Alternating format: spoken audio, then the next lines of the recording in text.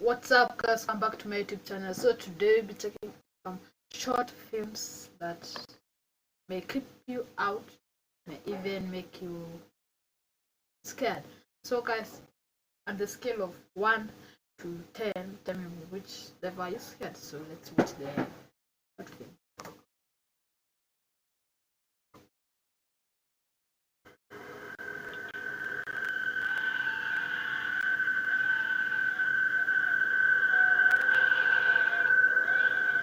This is a story that took place when I was around 18 years old.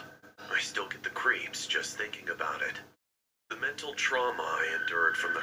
Guys, you sleep in a very big bedroom, but a very small body, guys. Horrendous depictions of what transpired several years ago still appear in my head from time to time. I currently see a psychiatrist to help ease... Focus, we get on, guys. Okay, guys, let's check on the new. So guys, get on the blankets, guys. Let's get the blanket. So guys, I got my blanket. So let's. Yep. What's happening? Is the mental anguish, as I now have a tendency of spasming out during my sleep from the nightmares that manifest every night. It all started when I was in my freshman year in college. I was studying to be an accountant, which was relatively difficult considering the overwhelming amount of math that went along with it. I worked a lot of jobs on the side, apart from doing school full-time, such as being a part-time cashier at a coffee shop located in the building of my school campus. Getting paid minimum wage obviously didn't suffice my financial situation, which is why I applied a job. Before, guys, this person looks a little bit sleepy, but there's some coffee over there, guys. Obviously didn't suffice. And guys, what's up with this nose, guys? Check with this nose. This person looks weird. My financial situation, which is why I applied to various jobs online for the latter part of my downtime during work.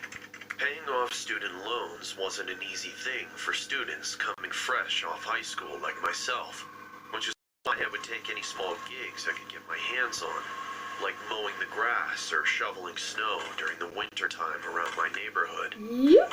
I even started babysitting for any close friends or relatives of mine, which is why I tended to ask around the family, and even went as far to ask my fellow colleagues, despite the obvious desperate aura I gave off.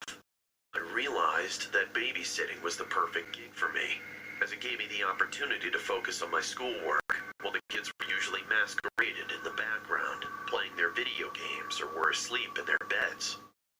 There was this one guy in my class named Jack, who I would usually do assignments and exam preparations with, who referred me to this one babysitting gig he was fond of.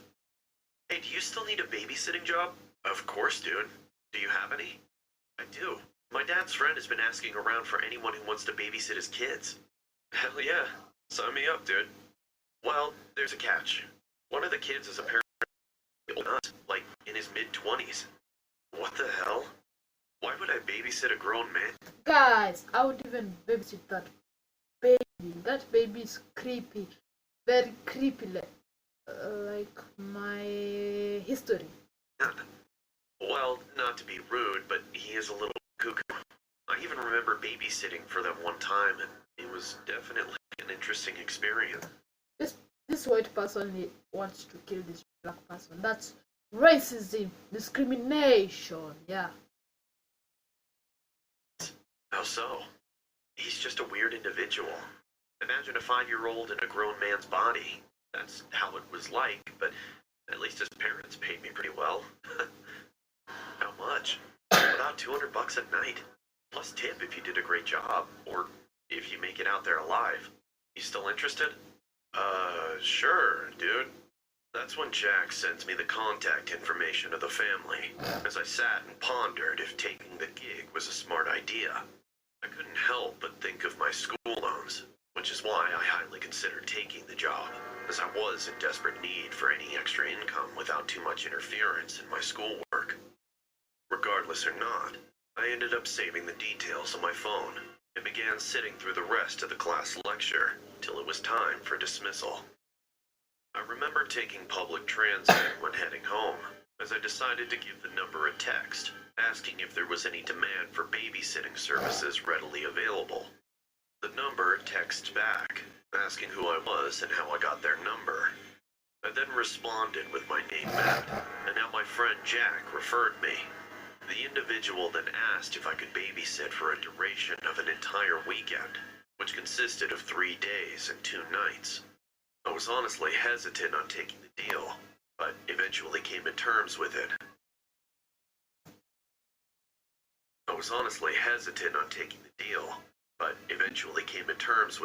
As the thought of $200 a night plus a tip was a bargain I couldn't turn down.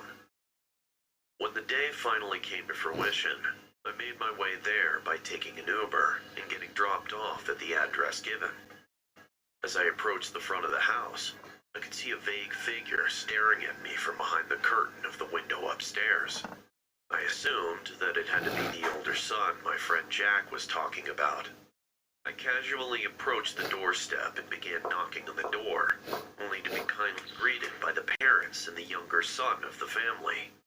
Hey Matt, it's nice to meet you. Hey, listen, I left you guys around $200 on the kitchen counter, just in case you wanted to order something. Awesome, thank you so much. You guys are coming back Sunday morning, right? Yes, sir. I'm sure you'll have a blast taking care of my children. Is there any other kids I should be introduced to? Yes, of course. Here's my youngest son, Timothy.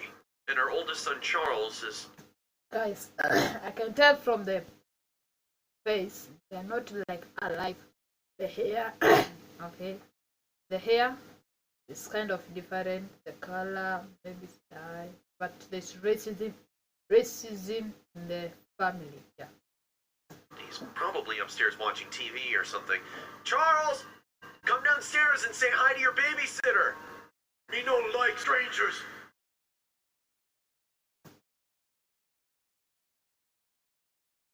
Down here or else you're grounded! Leave me alone or I call cops! The person sounds like he's a 40-year person. I want to see the person.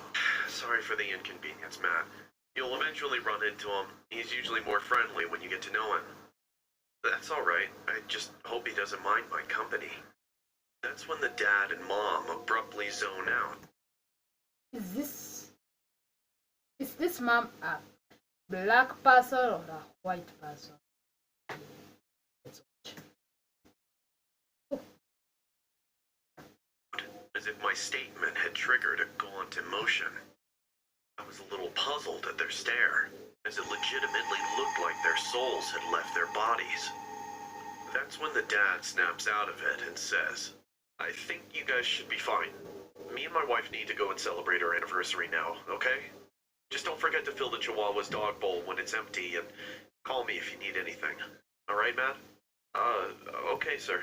Throughout the day, I spent the latter part of my time studying and working on school assignments, while the younger son, Timothy, played video games on his Like me, guys, I usually play a lot of video games, guys. PlayStation console in the living room. I found it quite peaceful, as the son didn't require much maintenance, nor did the other son, who was allegedly still upstairs in his bedroom. As the sun began to set, I couldn't help but fix myself a sandwich, as my stomach began to rumble. I remember asking Timothy if he wanted me to fix him something, but it was pretty evident that he was too invested in his video game, while simultaneously chomping on a bag of chips he had sitting next to him.